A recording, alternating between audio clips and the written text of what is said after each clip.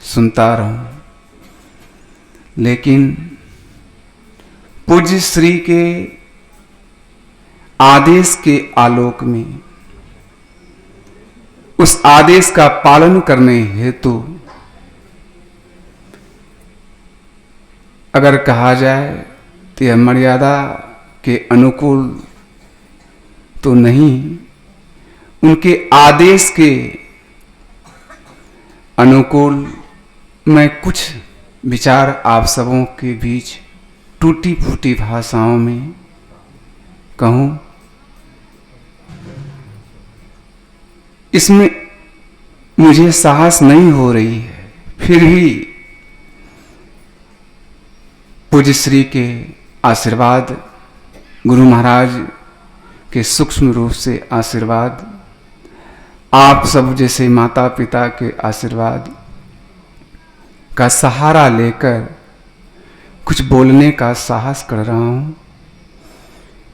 जो भी कुछ इसमें सत्य पाएंगे, अनुकूल पाएंगे, अच्छाइयां होगी, वह गुरु महाराज का प्रसाद, पूज्य स्वामी घनश्याम बाबा का प्रसाद समझ करके आप लोग ले लेंगे।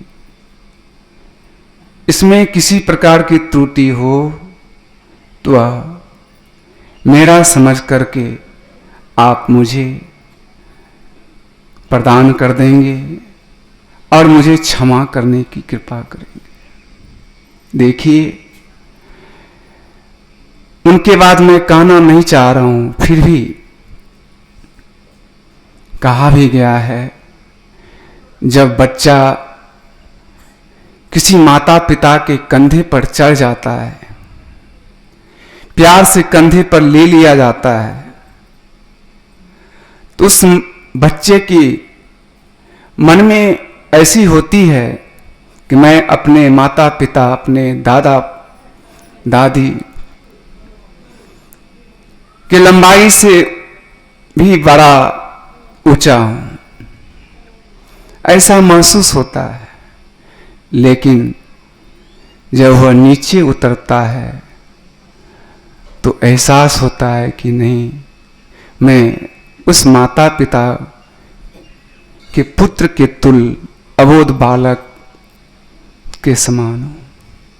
इसलिए हमें पूज्य श्री के द्वारा जिस तरह से माता पिता अपने छोटे बच्चों को उंगली का सहारा दे करके खड़ा करने का प्रयास करते हैं, चलाने का प्रयास करते हैं, और कभी कभी उंगलियां हटा देते हैं और बच्चे गिर जाते हैं, पुनः माता पिता उसे उंगली का सहारा दे करके खड़ा करते हैं, चलाने का प्रयास करते हैं, और चलाते चलाते एक दिन वह बालक स्वयं चलायमान हो जाता है।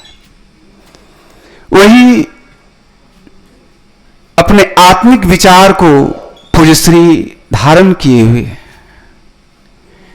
वे बड़े ही सरल हैं।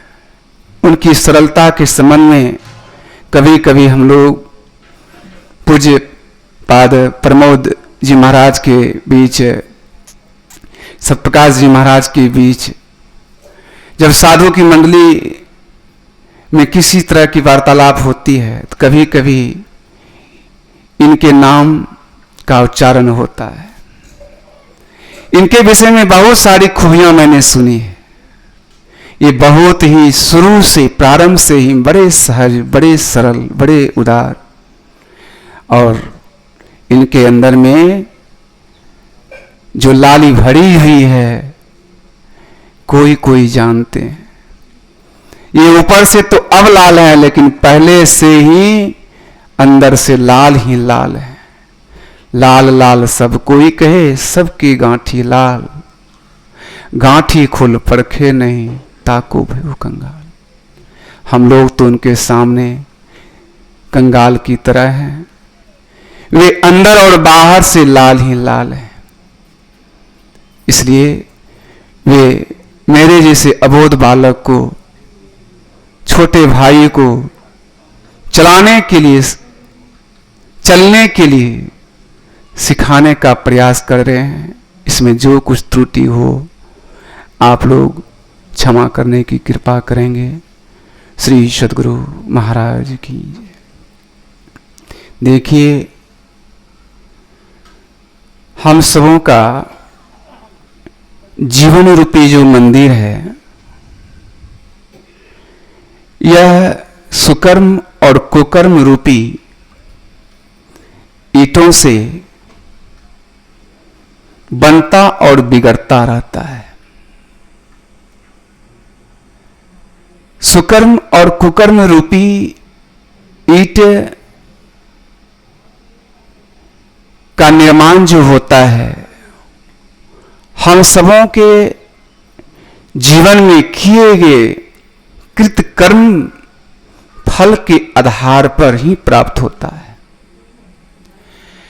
इसलिए जिस तरह का हम और आप कर्म करेंगे उसी तरह की फल की प्राप्ति होगी। लेकिन संतों ने कहा है, जे पहुंचे से कही गए सबके एक ही बात, सबे सयाने एक मत सबके एक ही जात।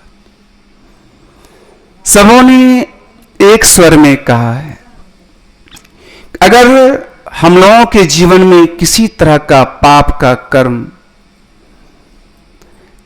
या पाप रूपी फल की प्राप्ति हो रही है, या पुण्य खूब कर रहे हैं, या पुण्य रूपी फल को हम प्राप्त कर रहे हैं, तो संतों के नजरों में कहा, इस पाप और पुण्य दोनों एक प्रकार की बेरी है। कैसी बेरी है? तो पुण्य की प्राप्ति, पुण्य का फल जो है वह सोने की बेरी के तुल्य है, और पाप रूपी जो कर्म का फल है यह लोहे की बेरी के तुल्य है। अब इस लोहे की बेरी को हम परिवर्तन कर सकते हैं, बदल सकते हैं, लेकिन सोने की बनी हुई जो बेरी है उसमें किसी प्रकार का परिवर्तन नहीं हो सकता। जब भी परिवर्तन होगा तो लोहे से बनी हुई जो जंजीर है, बेरी है, उसी में परिवर्तन हो सकता है। एक बार की बात है, पूज्य मुरारी बापू का कार्यक्रम रांची हरमू के मैदान में हो रहा था। संयोग से हम लोगों को भी बुलाया गया था, जो रांची स्थित महर्षि मही आश्रम चोटिया थाना के नजदीक है। वहां पूज्य स्वामी निर्मलानंद जी महाराज के साथ में वर्षों तक रहा। अब भी मैं उन्हीं के साथ हूं। पूज्य श्री का स्वभाव है, बहुत सारे संत महात्माओं का स्वभाव है कि आलोक मेरे साथ भी चले, मेरे साथ भी चले। तो मैं समय को ध्यान में रखते हुए, समय रहते हुए मैं सबों का बातों को मानता हूं और उनके साथ जहां भी होता है उनकी आज्ञा का पालन करता हूं। हरमू के मैदान में जब संत मुरारी बापू का सत्संग चल रहा था, रात्रि का मौसम था। प्राय शहर में लोग दिन भर अपने संसारिक कामों में व्यस्त होने के कारण समय नहीं दे पाते, इसलिए रात्रिकालीन सत्संग का कार्यक्रम था। सत्संग प्रारंभ थी। सत्संग के बीच में ही एक पढ़े लिखे विद्वान पूरे चंदन टीका लगाए हुए गैरिक वस्त्र में थे, वे नीचे में बैठे हुए थे। मंच ऊपर था लेकिन कुर्सी लगी हुई थी, उसी कुर्सी पर सभी लोग बैठे हुए थे। मुरारी बापू से उन्होंने प्रश्न किया, कि हुजूर एक जिज्ञासा है, अगर उस जिज्ञासा का समाधान कर दिया जाए तो बड़ा अच्छा होता। तो मुरारी बापू कहते हैं कुछ देर बैठ जाइए, सत्संग की समाप्ति होगी तब आप कहेंगे। वे बेचारे बैठ गए। सत्संग प्रसंगवश समाप्त हुआ। तब आदेश हुआ बापूजी का, कहिए ब्राह्मण देवता जैसे आप लग रहे हैं। उन्होंने कहा, हे महात्मन, मैं आपसे एक जिज्ञासा का समाधान करना चाहता हूं। सुखदेव जी मुनि के समय भी, व्यासदेव जी मुनि के समय भी, वशिष्ठ मुनि के समय भी जितने भी संत महात्मा हो गए, उन सबके समय में जब सत्संग का कार्यक्रम होता था, हुआ करता था, तो जो लोग भी सुनने के लिए आते थे, उनकी वाणी को सुनने के साथ ही उनके अंदर परिवर्तन हो जाता था।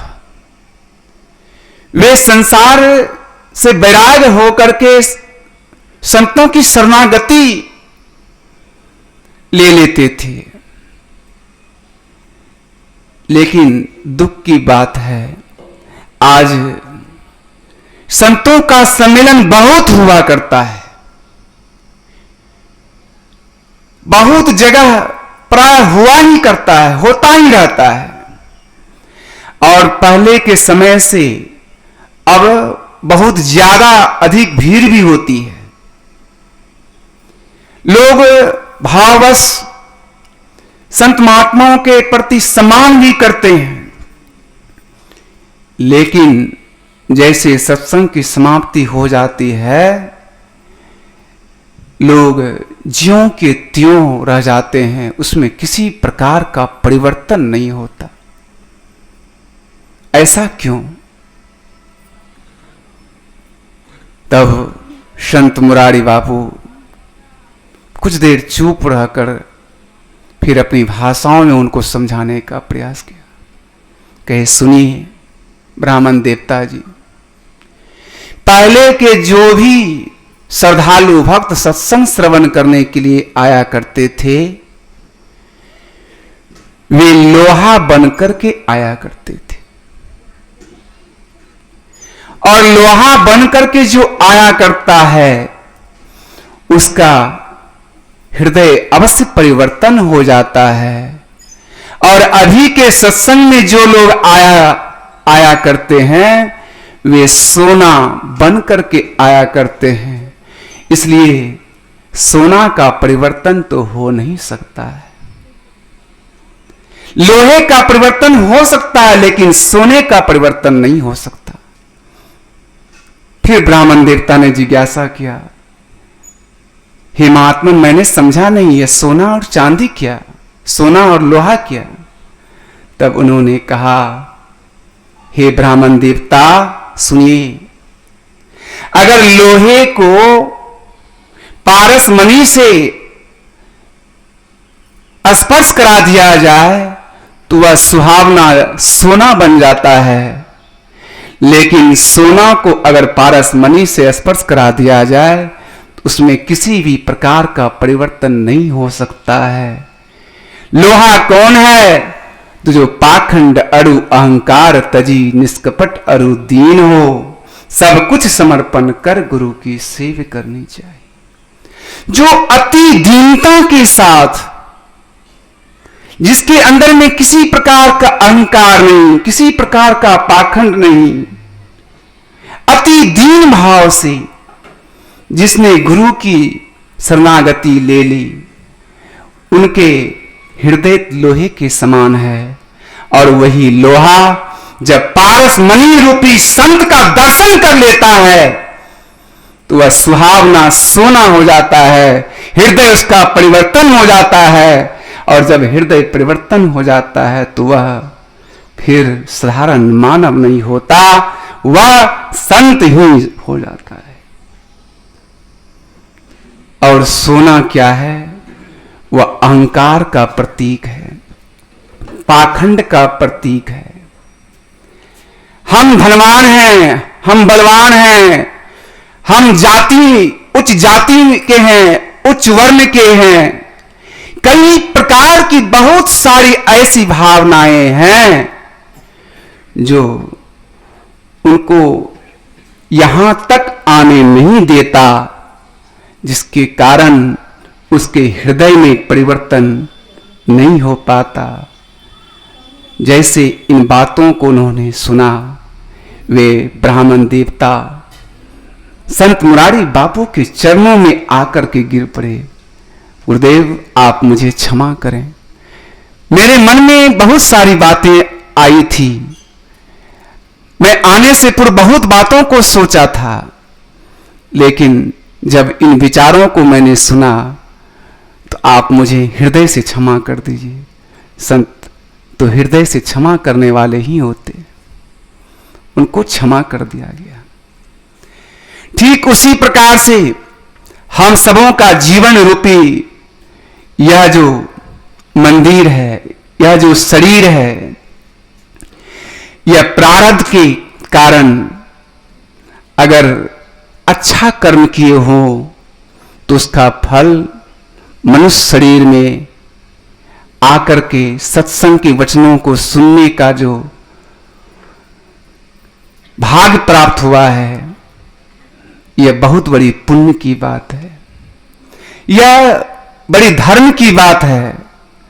और मानव का शरीर तो बहुत लोगों को मिला है, लेकिन कुकर्मी, कुसंगति, कुमति वालों के संग में रहने के कारण उनका जीवन रूपी जो मंदिर मानव का तन मिला है वह बिगड़ता चला जा रहा है। ऐसे बिगड़े हुए मानव ही अगर सच्चे राजमिस्त्री रूपी संत का दर्शन कर ले, संतों के ज्ञान रूपी हथौड़े का चोट प्राप्त कर ले, तो वह कुकर्म बिगड़ा हुआ ईंट जो है, वह राजमिस्त्री रूपी जो संत है, संत जो अमृतवाणी से हथौड़ी, अमृतवाणी जो उनकी हथौड़ी है, उसके प्रहार से ईंट को तोड़ तोड़ करके सीधा करके सुसंगति वाले के साथ जोड़ देता है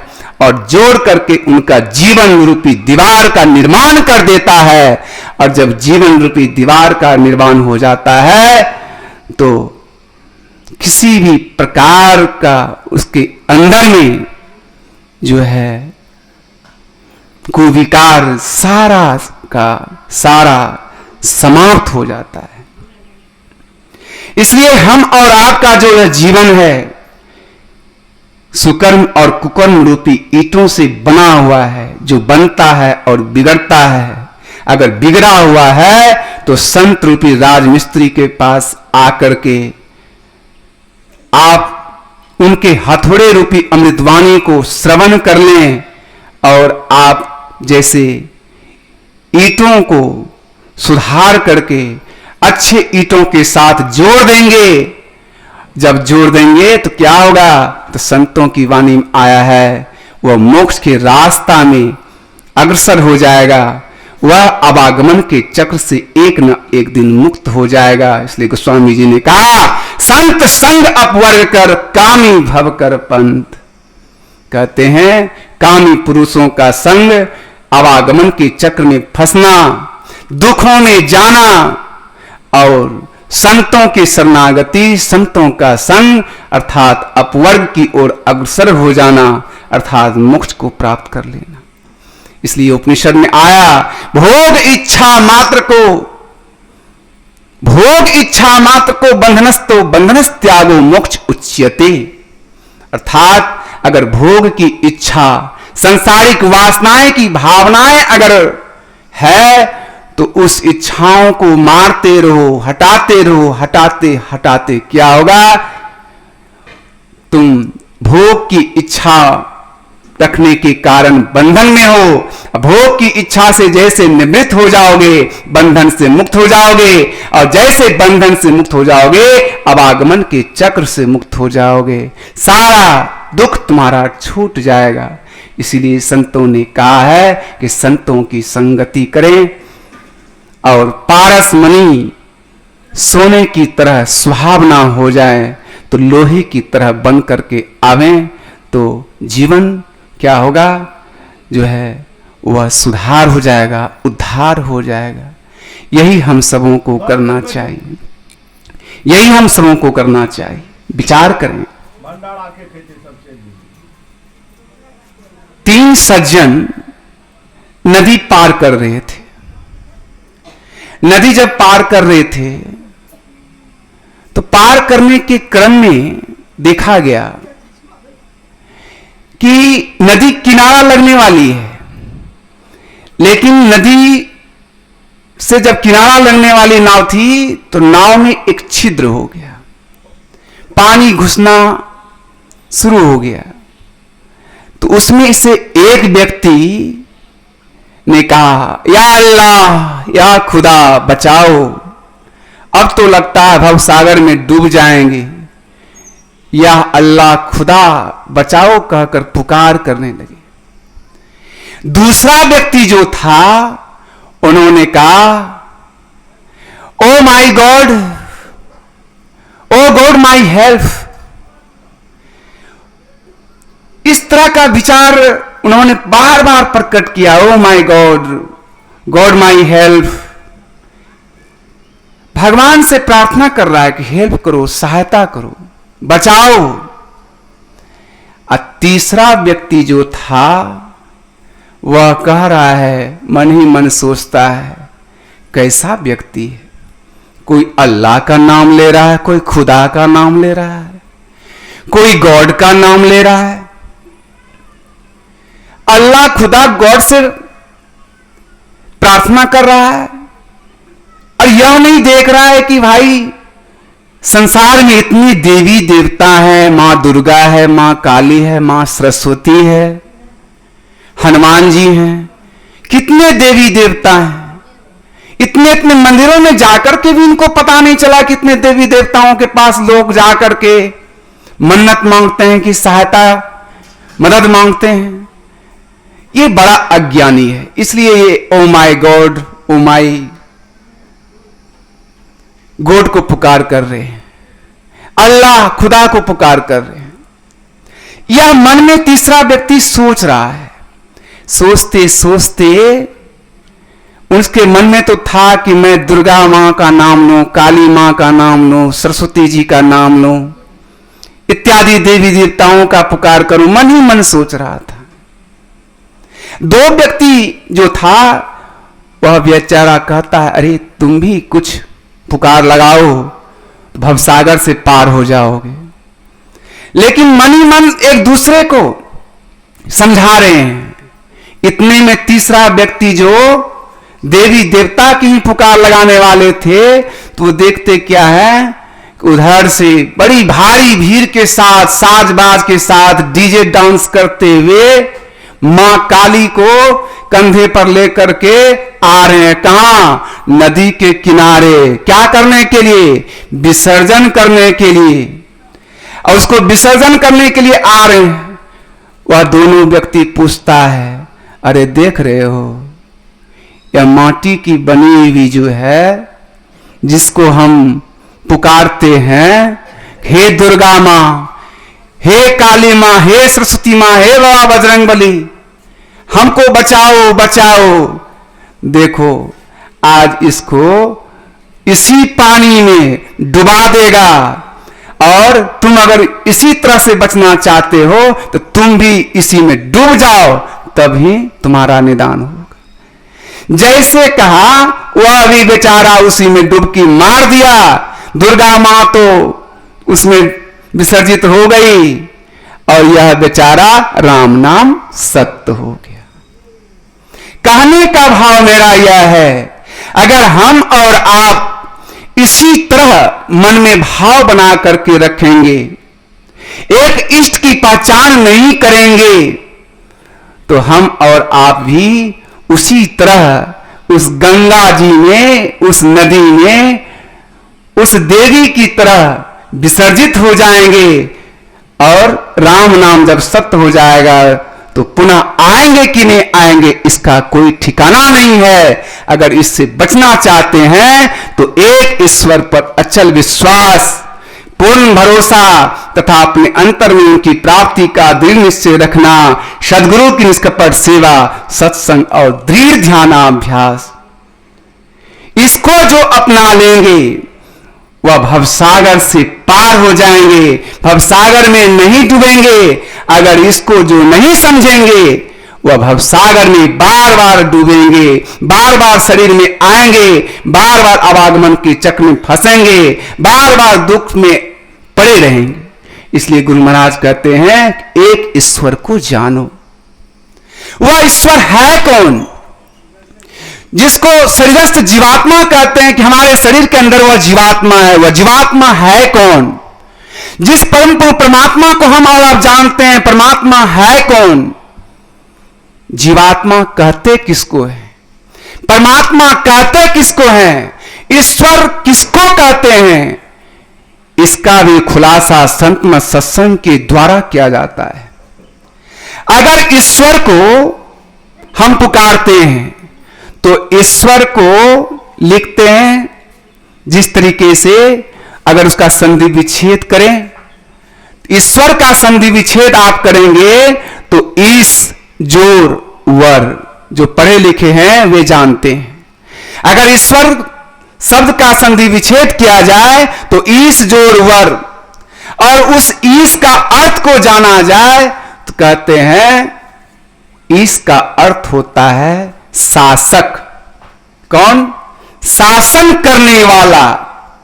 शासन करने वाला जो शासक है उसी का नाम ईश है। और वर का अगर अर्थ समझा जाए तो वर का अर्थ होता है श्रेष्ठ, सर्वश्रेष्ठ। अब विचार करें, वही ईश वही वर, सर्वश्रेष्ठ शासक कौन हो सकता है? विचार करें, सर्वश्रेष्ठ शासक तो कोई एक ही एक हो सकता है, जिसने सूर्य को बनाया, चंद्र को बनाया, 33 करोड़ देवी देवताओं को बनाया, इस पृथ्वी को बनाया, सारे ब्रह्मांड की रचना की। अगर कोई कहते हैं कि मैं हूं, इसके बाद वो कहते हैं कि मैं हूं, तो समझिए वहां ससीम है, वहां अनंत नहीं है, वह सर्वश्रेष्ठ नहीं है। अगर कोई सर्वश्रेष्ठ है तो कोई एक है, उसी एक को गुरु महाराज कहते हैं पकड़ो। और उसी ईश्वर को पकड़ने के लिए कहते हैं उस ईश्वर को जानो, और ईश्वर को जो जानेगा वही ईश्वर तक पहुंचेगा। और उसी सर्वश्रेष्ठ ईश्वर जो है, सर्वश्रेष्ठ शासक जो है, उसी सर्वश्रेष्ठ शासक का नाम ईश्वर है। उसी सर्वश्रेष्ठ शासक को हम और आपको जानना चाहिए, उसी सर्वश्रेष्ठ शासक के पास पहुंचना चाहिए। वही ज्ञान हम सबों को गुरु महाराज ने देने का काम किया है। और आगे भी बता रहे हैं कि जीवात्मा है क्या, परमात्मा है क्या। जीवात्मा के संबंध में कहा गया है जो शरीर के बंधनों से युक्त हो, जो प्रकृति के गुणों से युक्त हो, प्रकृति के गुणों से आबद्ध हो, प्रकृति के बहुत सारे सगुण, रजोगुण, तमोगुण, सतोगुण, इन तीनों गुणों से जो आबद्ध हो, वह क्या है? वही जीवात्मा है। वही आत्मा जीवात्मा कहलाता है। जो आत्मा इन तीन गुणों से युक्त हो, संसार के बंधनों से, प्रकृति के गुणों से युक्त हो, कहते हैं वही आत्मा जीवात्मा कहलाता है। और परमात्मा कौन कहलाता है? जो आत्मा इन सारे गुणों से परे हो, इस प्रकृति के गुणों से परे, संसार के गुणों से परे, सारे गुणों से जो परे हैं, सारे बंधनों से जो मुक्त हैं, उसी को परम आत्मा कहा गया है। वही परम आत्मा की प्राप्ति करने के लिए हम सबों के गुरु महाराज बतलाते हैं। उस परम आत्मा को जानो। और वह परम आत्मा कैसे जानोगे? तो इस आत्मा से ही उस परमात्मा को जान सकोगे। इस आत्मा से ही उस परमात्मा को जान सकोगे। तो इस आत्मा से परमात्मा को जानने की कला क्या है? तो कहते हैं कि वेदवाणी में आप लोगों ने सुना कि 14 इंद्रियों के द्वारा जो हम और आप परमात्मा का दर्शन करना चाहते हैं, ईश्वर का दर्शन करना चाहते हैं, कहते हैं यह एक प्रकार का झूठी खेल है। इस 14 इंद्रियों के द्वारा उस परमात्मा को नहीं जाना जा सकता है। अगर परमात्मा को जानना चाहते हो तो क्या करना होगा? इस 14 इंद्रियों के परे जाना होगा। और 14 इंद्रियों के जब परे जाएंगे तब क्या होगा? उस आत्मा से उस परमात्मा को हम और आप जान पाएंगे। जब आत्मा को उस परमात्मा का मिलाने का जो रास्ता है, मार्ग है, साधना की पद्धति है, वह कौन बताएंगे? जिसने अपने आत्मा का साक्षात्कार उस परमात्मा से कर लिया हो। ऐसे सच्चे सद्गुरु मिल जाए तो उनके द्वारा ज्ञान ध्यान की बातें ले करके, उनके बताए मार्ग पर चल करके जब हम साधना करेंगे, साधना के क्रम में बताया गया है क्या करें? तो मानस जप करें, मानस ध्यान करें, दृष्टियों की साधना करें। इस प्रकार से इसमें अगर कुशल हो जाएं तो नदानुसंधान की क्रिया के द्वारा एक न एक दिन इसमें भी पूर्ण कुशलता के साथ उस परम प्रभु परमात्मा को प्राप्त करने में सक्षम हो सकते हैं। वह कौन कर सकता है? तो वह साधक ही कर सकता है जो साधना में अनवरत लगनशील है। इसलिए सत्संग योग के चतुर्थ भाग में पारा संख्या 103 में गुरु महाराज की अमृत वाणी लिखी हुई है। उसमें आया हुआ है कि जीवता का उदय हुआ है, इसका नाश भी संभव है, लेकिन इसमें आत्मा को किसी प्रकार की हानि नहीं है। इसमें आत्मा को किसी प्रकार की हानि नहीं है। जो मुमुक्षु मोक्ष कार्य में निरंतर अभ्यासरत हैं, जो मुमुक्षु मोक्ष कार्य में निरंतर अभ्यासरत हैं, ऐसे मुमुक्षु का अगर शरीर छूट जाए तो इस भजन के संस्कार की संभाल जो है अन्य योनि में जाने नहीं देता। क्यों नहीं जाने देता? क्योंकि अन्य योनि इस भजन के संस्कार की संभाल नहीं कर सकती है। इसलिए भजन का संस्कार को संभाल कौन करेगा? तो मनुष्य योनि में ही हो सकता है, कर्म योनि में हो सकता है, विवेकशील प्राणी से ही हो सकता है। और विवेकशील प्राणी में जब हो सकता है तो पुनः परमात्मा इस भजन के संस्कार की संभाल के लिए आपको मानव का तन देगा और मानव का तन दे करके भजन के संस्कार को पूर्ण करा करके एक न एक दिन आपको अवागमन के चक्र से मुक्त करने का काम करेगा। और वही जो अवागमन के चक्र से मुक्त होगा वह सारे द्वंद्व और द्वैत से छूट जाएगा। सारा द्वंद्व और द्वैत छूटा, बंधन से मुक्त हुआ। अवागमन जो सबसे बड़ा दुख है, इन सारे दुखों से निवृत्ति, परमात्मा से जीव की मिलन हो जाती है, सारे दुख छूट जाता है। यही सारे दुखों से छूटने का उपाय हम सबों के गुरु महाराज ने बतलाया है। यही कर्तव्य कर्म में उतारें तो हम सबों का जीवन उद्धार और सुधार होगा। यही कल्याण का रास्ता है। इन्हीं शब्दों के साथ मैं अपने विचारों पर विराम, गुरुजनों के चरणों में प्रणाम और आए हुए सत्संग प्रेमियों के चरणों में प्रणाम करता हूँ। श्री सद्गुरु महाराज की जय।